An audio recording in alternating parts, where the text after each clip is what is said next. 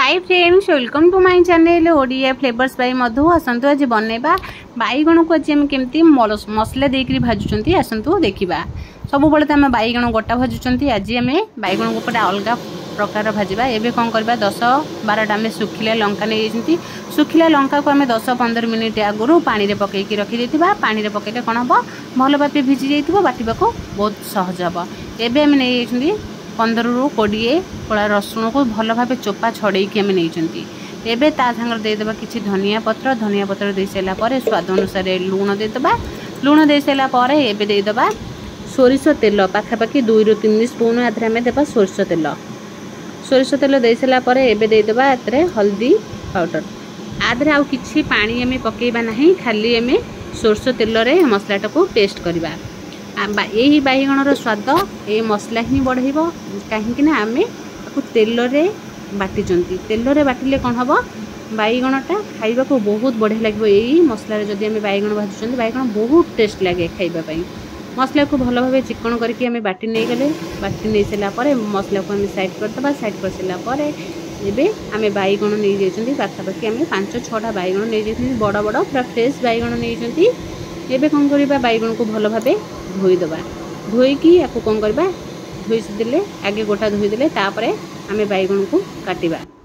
बैगण को आम बैगण को पनिक रे काटिबा, छुरी रे न काटिकी पनिक रे काटिले कौन हम तो सीधा सीधा भल हम काटिबा को, बिल्कुल भी बंका हम नहीं। छुरी रे काटिले टिके बंका टंका हो जाउची, सेति आम पनिक रे काटिबा। देखंतु पनिक रे आम एई भावे गोटे बैगण को आम 3 फाड़ करके काटिचंती। देखंतु आम बैगण पूरा बढ़िया से पूरा साइज पूरा सामान भावे काटी होती, बिल्कुल भी बैगण रे किसी पोका नहीं, पूरा फ्रेश बैगण।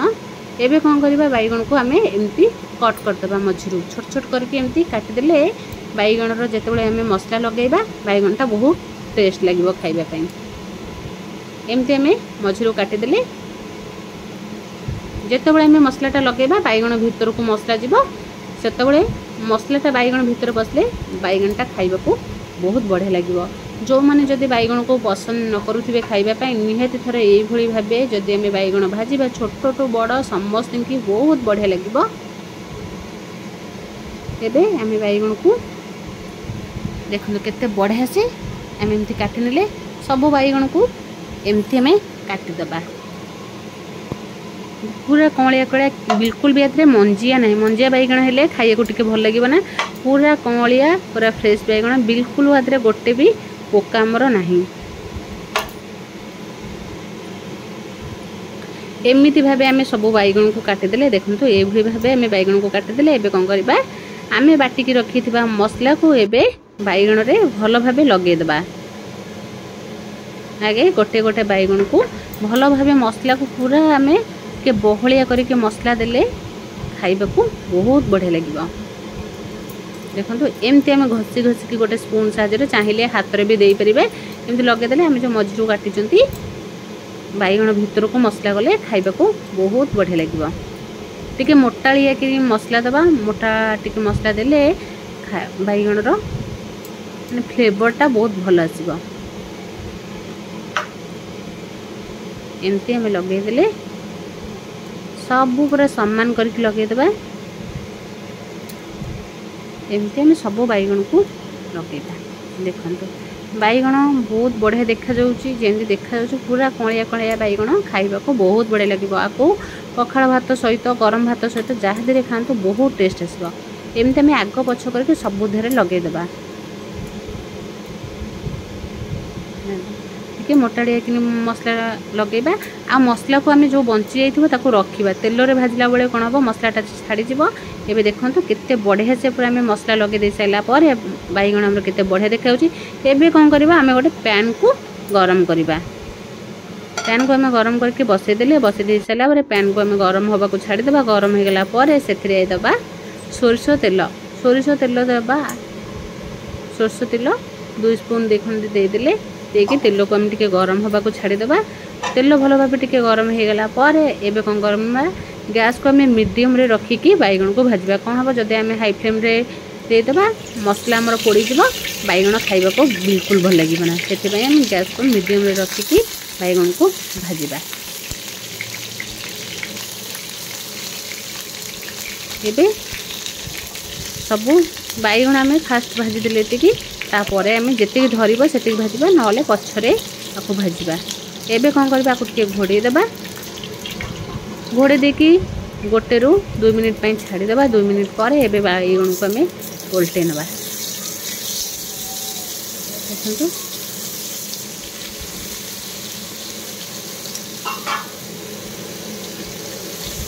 एमती आम ओल्टे नहीं गले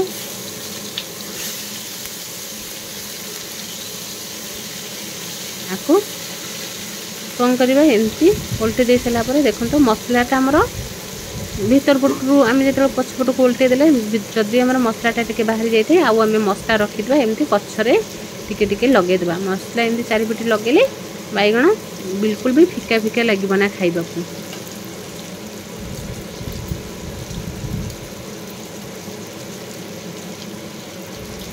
एमती आम लगेदेवा लगे आपको 2 मिनिट छाड़ीदे 2 मिनिट पर कौन करवा एबे आउ टिके खाली आम मसला पकईले लुण आउ टिके खाली ऊपर एमती पकईदे टिके खाली छिंचीदे जमती आमर टिके अलिणिया न लगे। कौन करवा एमती लुण पकई सारापर एमती टिके आम चटुरे टिके एमती लगेदेवा। एबे बैगण को आम 2 मिनिट पर ओल्टे नवा। देखो एबे कौन करवा सब बैगण को एमती आम ओल्टे देवा। ओल्टे दे सारा पर देखो केते बढ़िया देखा जाउची। एबे कौन करवा जो बैगण रे हमर मसला जति बाहरी जाइची आकु आउ थरे हमें मसला लगेदेवा। आउ हमर मसला जो थिबो ताकु एमती लगेदेवा।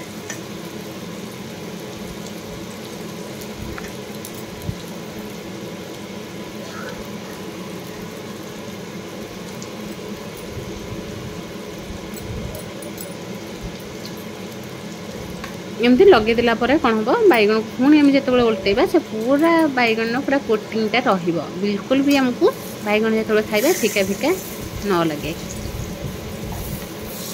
एमती सब बैगण को आम एपट सेपट करके भल भाव ओल्टेदेबा। एमती टिके माड़ी माड़ी नवा नले आम देखिए बैगण को जदि आमर ऊपर जी पछपट बैगणटा जमी भल भाव सीझीज। देख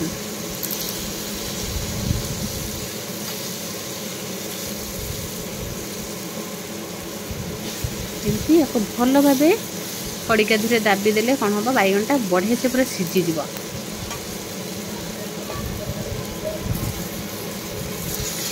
आउ थे आम उल्टे नवा। देखो एबे बैगण पूरा लुकटा बहुत बढ़िया आसला।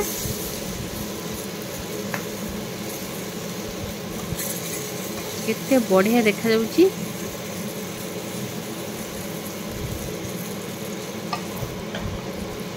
यही भाव आम बैगण को ओल्टे नहीं जा।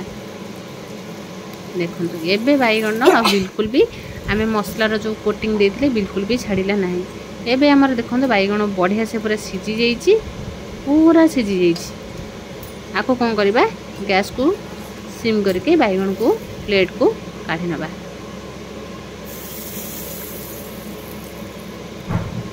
सब बैगण आम काढ़ी सारा पर आउ आमर जो बैगण रही आउ थे आपको भाजी नवा।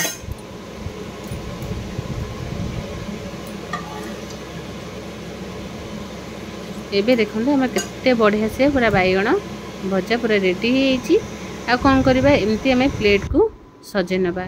बहुत कम टाइम कम समय रे हमर रेडी हो जाइए बैगण मसला भजा। निश्चय थोड़े ये भाव ट्राए करूँ। जदि भल लगे लाइक शेयर कमेंट सब्सक्राइब निश्चय करूँ।